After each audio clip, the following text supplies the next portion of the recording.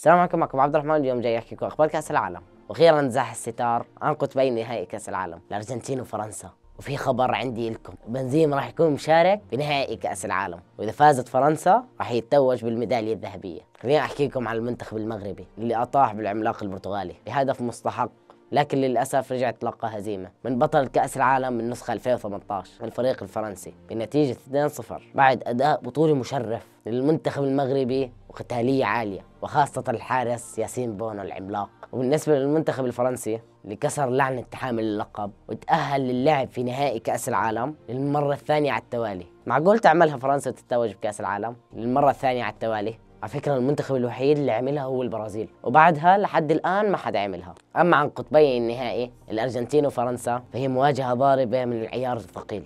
ميسي البرغوث يثبت للعالم إنه شخص جدير يتقارن مع مارادونا بتحقيقه لكأس العالم. أما فرنسا فهي بدها تكسر أسطورة البرازيل بتحقيقها لبطولتين بكأس العالم متتاليتين. بدي تحكوا لي مين أكثر جاهزية للفوز؟ اكتبوا لي تحت بالتعليقات. أما عن كريستيانو رونالدو، هذا اللاعب اللي أنصف كرة القدم، بس للأسف كرة القدم كانت ضده بعد خروجه من كأس العالم. حاب أحكي لكم إنه رجع للحضن الأم الدافي، وهو الآن بيتدرب بملاعب ريال مدريد. هل في عودة للملكي؟ كل توقعاتكم بالتعليقات. بنهاية الحلقة بدي أحكي لكم عن كأس العالم 2026 اللي راح يشارك فيه 48 فريق مقسمات على مجموعات، كل مجموعة 3 فرق راح يتأهل منها 2 بس. وصلنا لهذا الفيديو، استعملوا لنا لايك وسبسكرايب وديروا بالكم على دراستكم.